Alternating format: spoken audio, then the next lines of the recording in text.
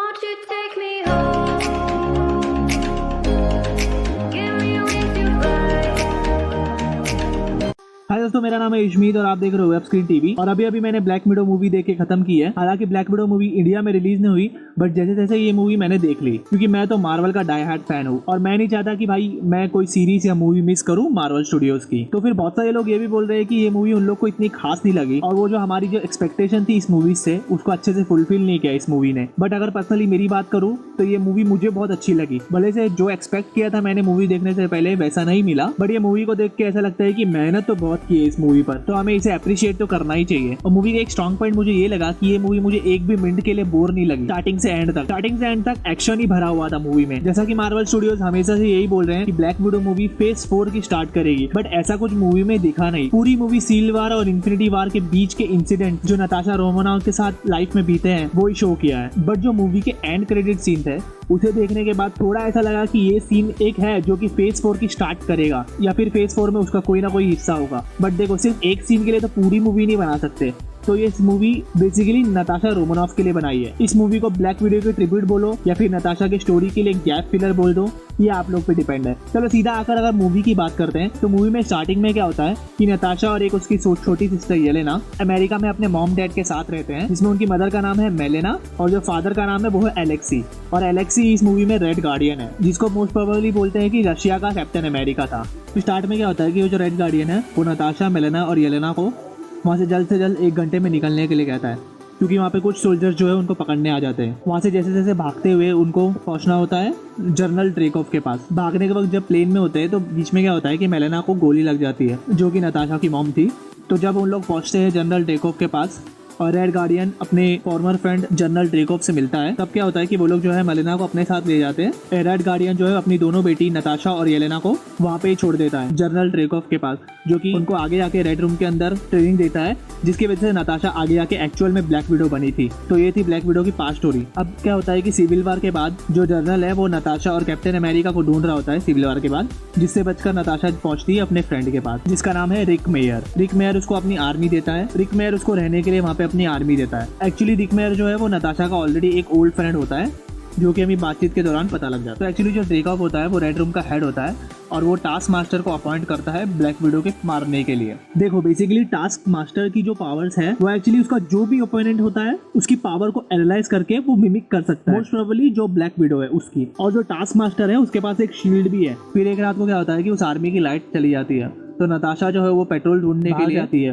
और जब वो अपनी गाड़ी चला रही होती है तो अचानक से उसकी गाड़ी पर अटैक होता है। वो अटैक होता है टास्क मास्टर का, जो कि एक्चुअली वो रेड डस्ट वाला सोल्यूशन ढूंढने आया होता है, जो कि नताशा रोमानोव के पास होता है। और वो जो रेड डस्ट वाला सोल्यूशन है उसकी स्मॉल सिस्टर येलेना ने उसको भेजा होता है। फिर वहाँ पे क्या होता है कि वहाँ पे ब्रिज पे लड़ाई होती है और लड़ाई के बाद नताशा टास्क मास्टर से बचा के वो रेड डस्ट वाला सोल्यूशन लेके भाग जाती है। और इस जगह क्या होता है कि येलेना जो है एक ब्लैक विडो को मार रही होती है, तब अचानक से क्या होता है कि वहाँ पे रेड डस्ट सोल्यूशन वो येलेना के ऊपर फोड़ देती है, जिस वजह से येलेना को जो है अपनी कॉन्शियसनेस वापस मिल जाती है और वो समझ नहीं पा रही होती है कि वो जो कर रही थी वो क्यों कर रही थी। तब वो जिस ब्लैक विडो को उसने मारा था वो उसको रेड सोल्यूशन के बारे में बताती है और उसके दिमाग में अचानक से क्लिक होता है और अपने पैरों के अंदर से एक चिप निकाल के वो बाहर फेंक देती है। फिर हम देखते हैं कि जो ब्लैक विडो नताशा है वो अपनी छोटी सिस्टर येलेना को ढूंढते ढूंढते उसके घर पहुंच गई है।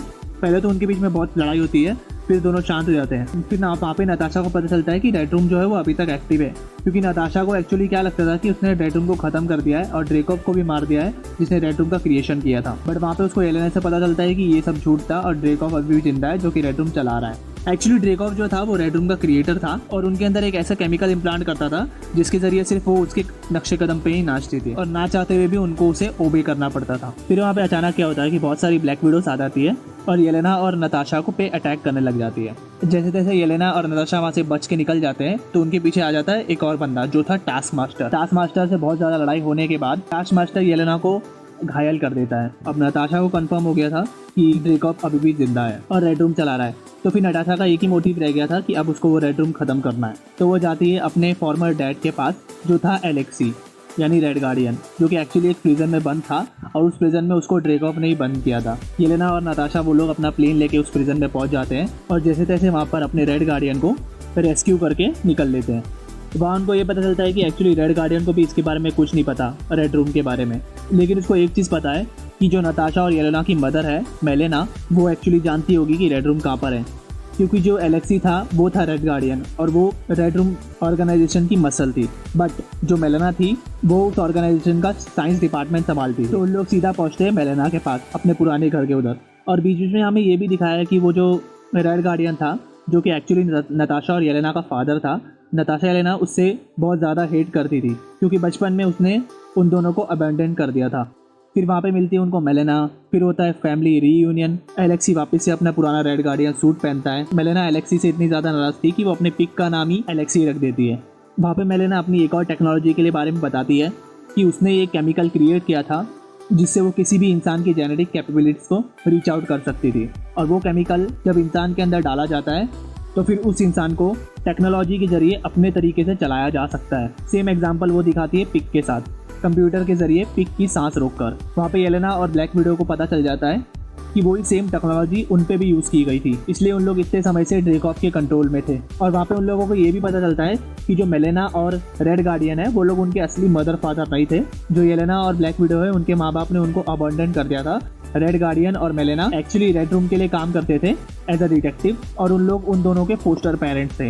ये होने के बाद नेक्स्ट सीन में हम लोग एक चीज़ देखते हैं कि जो मेलेना है उसको नताशा अपनी बातों से इमोशनल कर देती है और नताशा की वही बातें सुनने के बाद मेलेना जो है नताशा का साथ देने के लिए राजी हो जाती है। और मेलेना उसको ये भी बताती है कि मैंने ऑलरेडी रेड रूम को इन्फॉर्म कर दिया है कि तुम यहाँ पहुँच चुकी हो, तो वो लोग किसी भी मिनट पे यहाँ पे आते होंगे। फिर वहाँ पे रेड रूम के सोल्जर्स आ जाते हैं, रेड गार्डियन को मार के बेहोश कर देते हैं। और हम ये भी देखते हैं कि येलेना को उसकी मदर मेलेना मार के बेहोश कर देती है। और एक चीज़ और देखती है कि वहाँ पे ऑलरेडी ब्लैक विडो भी बेहोश पड़ी हुई थी। फिर देखता है हमें नेक्स्ट सीन में कि रेड रूम के बेस में उन लोग पहुंच चुके हैं, जहाँ पे मलिना जो है वो ड्रेकॉफ से बात कर रही होती है, जो कि रेड रूम का एक्चुअल हेड होता है। ड्रेकॉफ को बात करते करते पता चल जाता है कि वो मेलेना नहीं, वो एक्चुअली ब्लैक विडो है जिसने मास्क पहना हुआ था। उसके बाद अचानक से जब ब्लैक विडो उसको मारने जाती है तो वो उसको मार नहीं पाती है, क्योंकि जो रेड रूम के अंदर ब्लैक विडो उसने ट्रेन की थी ड्रेकॉफ ने, उनके अंदर उसने फेरोमोन लॉक लगाया हुआ था। एक्चुअली ये लॉक वो होता है कि जब भी वो लोग ड्रेकॉफ की स्मेल के आसपास आएंगे तो उनकी बॉडी लॉक हो जाएगी और लोग ड्रेकॉफ को मार नहीं पाएंगे। और वहाँ पे हम लोग एक और चीज़ देखते हैं कि ड्रेकॉफ जो है वो टास्क मास्टर की असली स्टोरी बता रहा होता है कि टास्क मास्टर के अंदर जो लड़की है वो एक्चुअल में उसकी बेटी थी जिसका मुंह जल चुका है। वो इस वजह से क्योंकि जब नताशा ने ड्रेकॉफ को मारने की कोशिश की थी तब एक्चुअल में ड्रेकॉफ मरा नहीं था, उसकी बेटी पे प्रॉब्लम हुई थी, इसलिए अब वो ये चाहता है कि उसकी बेटी नताशा से अच्छे से अपना बदला ले। फिर उसके बाद वो भेजता है टास्क मास्टर को रेड गार्डियन को मारने के लिए और यहाँ पे नताशा को वो बहुत मारता है और नताशा को अपनी स्टोरी भी बताता है कि जो भी लड़कियाँ अबॉन्डेंट की जाती है उसको वो पकड़ के रेड रूम के अंदर डाल देता है ताकि ब्लैक विडो प्रोग्राम को अच्छे से चला सके। और वो ये भी चाहता है कि नताशा को अब वो कंट्रोल कर चुका है, जैसे कि तो मतलब अब उसने एक एवेंजर्स को कंट्रोल किया हुआ है, तो अब उसकी ऑर्गेनाइजेशन और अच्छे से बाहर खुल के दिख सकती है। इतने में नताशा क्या करती है, अपना सर टेबल पे मारती है और अपने नर्व को डैमेज कर देती है, जिस नर्व से वो एक्चुअली उसके फेरोमोन स्मेल कर सकती थी।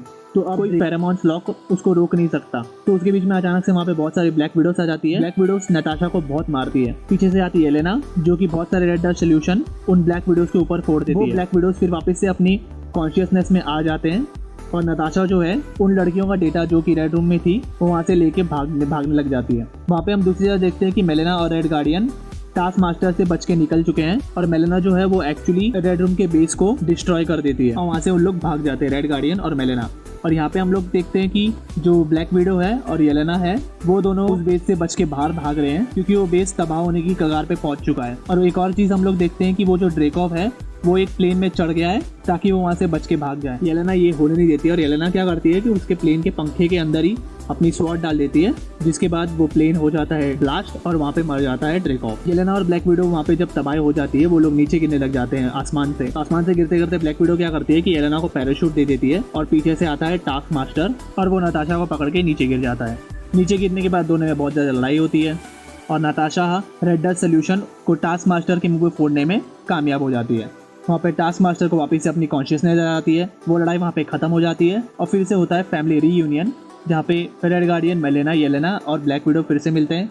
और ब्लैक विडो जो है जो भी डेटा उसने चुराया होता है ड्रेकॉफ के कंप्यूटर से रेड रूम के रिगार्डिंग, वो डेटा वो दे देती है येलेना को। और पीछे से आती है बहुत सारी ब्लैक विडोज जो कि अपनी कॉन्शियसनेस में आ चुकी है, वो लोग येलेना का साथ देने के लिए निकल जाती है ताकि बाकी जो वर्ल्ड में ब्लैक विडोज है उनको वापस से अपने कॉन्शियसनेस में ले आ सके। ब्लैक विडो जो है वो अपनी फैमिली को बाय बोल के अपनी दूसरी फैमिली के पास जाने के लिए तैयार हो जाती है, जो है एवेंजर्स। फिर हम एंड में क्या देखते हैं कि नताशा अपने वही ओल्ड फ्रेंड से मिल चुकी है जिसने उसको अपनी आर्मी दी थी, फिर बाद में उसने उसको प्लेन दिया था और अब उसने उसके लिए वो प्लेन बनाया है जो प्लेन हमने ऑलरेडी इन्फिनिटी वार में देखा है। नताशा वहाँ से वो प्लेन लेके निकल जाती है और मूवी एंड हो जाती है। फिर हम देखते हैं मूवी का असली पार्ट जो है इसके post credit scenes. Post credit scenes में हम देखते हैं कि येलेना नताशा के ग्रेव के सामने खड़ी है क्योंकि नताशा ऑलरेडी एंड गेम में मर चुकी है और वहाँ पे पहुँचती है वैलेंटीना।